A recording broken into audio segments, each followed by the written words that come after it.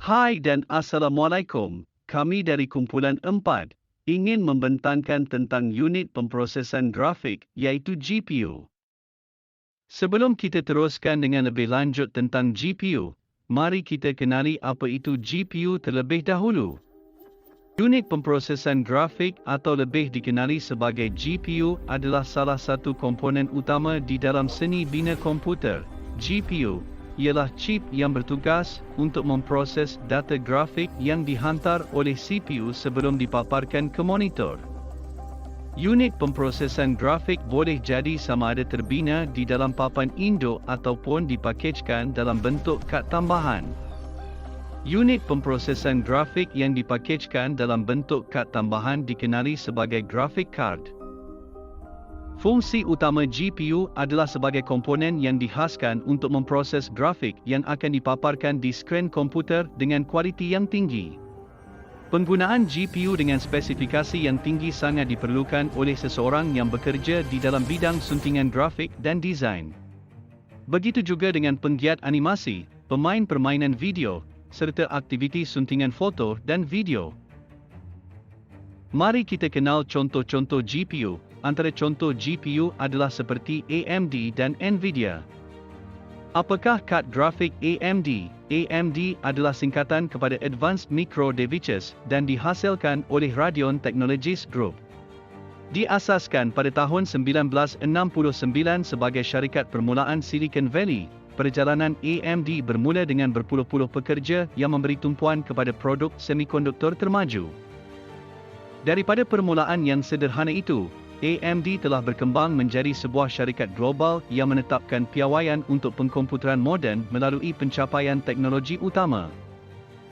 Nvidia merupakan syarikat teknologi Amerika yang berpangkalan di Santa Clara, California. Ia mereka bentuk GPU untuk pasaran permainan dan profesional. Julat GPU utamanya berlabel GeForce dalam persaingan langsung dengan produk Radeon iaitu AMD.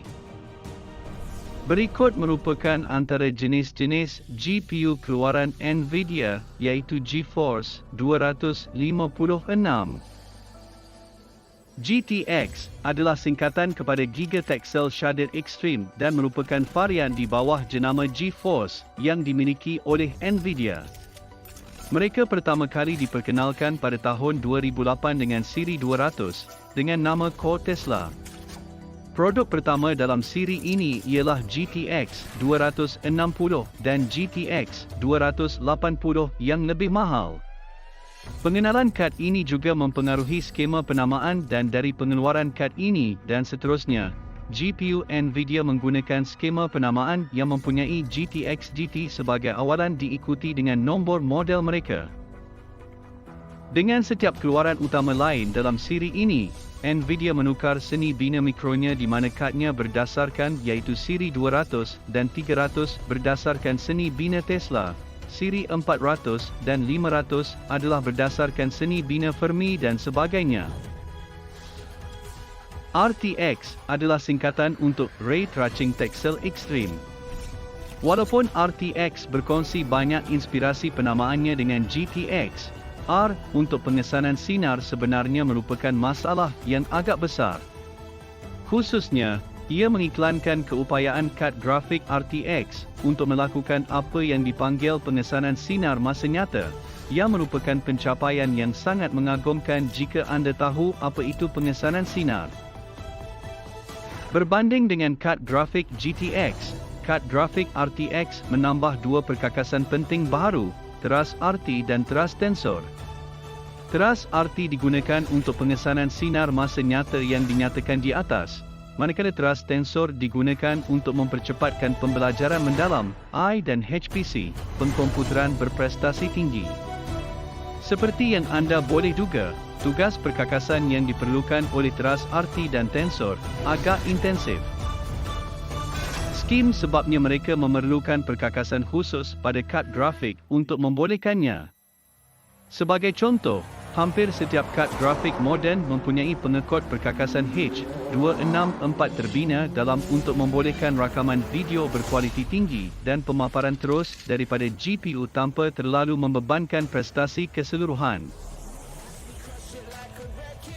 Oleh itu kad grafik diskret terbaik untuk permainan pada PC atau komputer riba ialah kad Nvidia. Nvidia, ia lebih komited dalam membangunkan visual untuk permainan video. Sebilangan besar cirinya lebih menjurus ke arah meningkatkan kualiti grafik dan video serta kebolehpercayaan sokongan kontena 3-nya dan keupayaannya untuk menggunakan permainan berskala besar. Selain itu, memandangkan majoriti pembangun permainan video menggunakan perkakasan Nvidia semasa mencipta dan mereka bentuk permainan, Nvidia VGA lebih sesuai untuk digunakan untuk pemprosesan grafik yang lebih tinggi. Sebagai pengakhiran video, kesimpulannya, sejak GPU digunakan sebagai komponen utama komputer moden, perkembangan GPU meningkat secara signifikan. Hal ini tentu memberi kesan yang positif pada perkembangan grafik dan antarmuka komputer. Sebagaimana fungsi utama GPU adalah untuk meningkatkan grafik, untuk menjadikan gambar mahupun video kelihatan lebih halus dan detail. Hal serupa juga berlaku pada penerapan GPU di telefon pintar. Perkembangan GPU untuk smartphone juga sangat cepat dan menyesuaikan arus trend teknologi masa kini. Itu sahaja daripada kami. Sekian terima kasih. Saya berharap video ini memberi pengetahuan baru kepada anda semua.